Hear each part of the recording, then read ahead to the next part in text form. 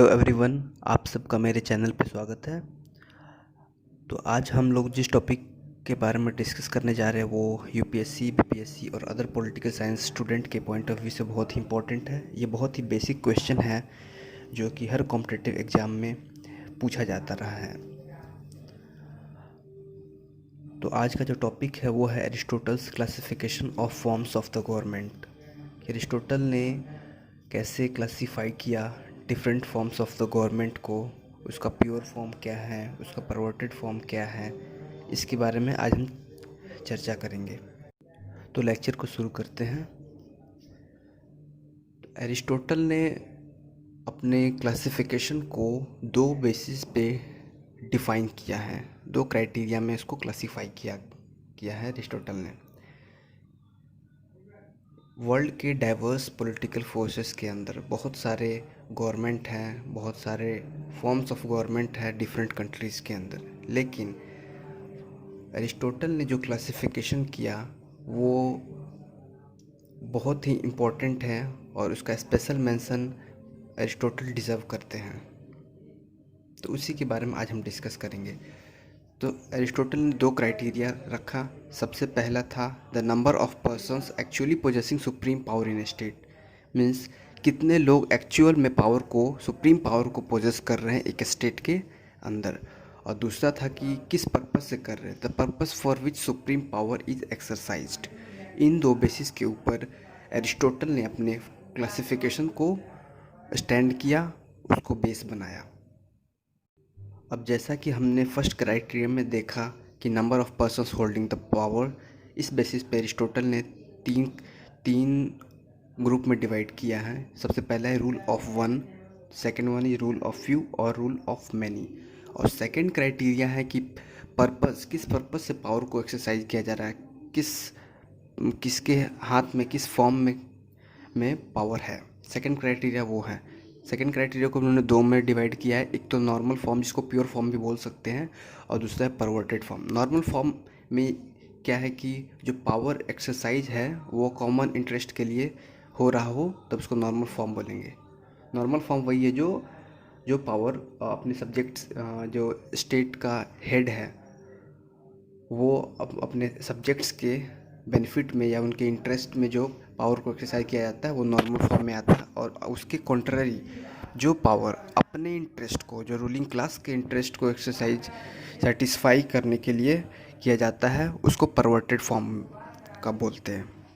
तो उसमें ही rule of one में अगर हम प्योर फॉर्म में देखें तो वो मोनार्की आता है, और उसका ही अगर हम परवर्टेड फॉर्म में देखें तो उसको टिरेनी कहा जाएगा according to Aristotle. Rule of few में अगर नॉर्मल फॉर्म में देखें या प्योर फॉर्म में देखें तो वो एरिस्टोक्रेसी कहलाएगा, और परवर्टेड फॉर्म में देखें तो वो ओलिगार्की कहलाएगा। और ये रूल ऑफ मैनी में अगर देखें तो वो प्योर फॉर्म में पॉलिटी कहलाएगा और परवर्टेड फॉर्म में डेमोक्रेसी कहलाएगा। तो एरिस्टोटल ने डेमोक्रेसी को, पॉलिटी को best form of the government भी माना है।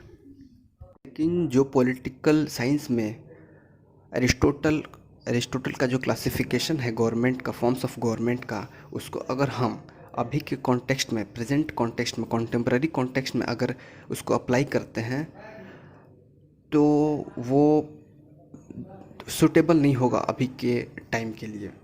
क्योंकि डेमोक्रेसी का मतलब अगर बेसिक डेफिनेशन से देखें, अगर वो अब्राहम लिंकन के डेफिनेशन के अकॉर्डिंग देखें तो डेमोक्रेसी का मतलब है of the people, for the people, by the people.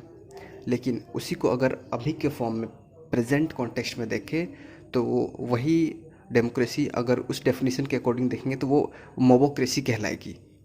क्योंकि पहले जो स्टेट के हाथ में जो पावर होता था वो अपने सब्जेक्ट्स के ऊपर एक्सरसाइज करते थे को कॉमन इंटरेस्ट के लिए। लेकिन अगर हम अब के टाइम में पावर को कॉमन पीपल के हाथ में देते हैं तो वो मोबोक्रेसी हो जाएगी। क्योंकि मॉब का एक कलेक्टिव माइंड होता है। वो किसी रैशनल को फॉलो नहीं करता है, किसी एक डायरेक्शन में, किसी क्राइटेरिया को फॉलो करे बिना वो लोग अपने डिसीजन को बेस करते हैं। तो एरिस्टोटल के उस क्लासिफिकेशन को अगर हम अभी अप्लाई करें तो वो एप्लीकेबल नहीं होगा, फिजिबल नहीं होगा आपके स्टेट के लिए। तो ये था क्लासिफिकेशन अरिस्टोटल का फॉर्म्स ऑफ गवर्नमेंट को लेकर के।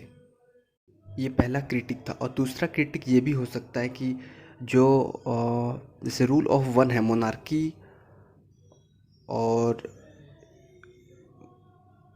टिरेनी आजकल कभी कहीं भी फाउंड नहीं किया जा सकता। जैसे कि एग्जांपल लेते हैं अगर इंग्लैंड और जापान का, जो कि रियली में इंग्लैंड में लिमिटेड मोनार्की है और क्राउन डेमोक्रेसी है ना।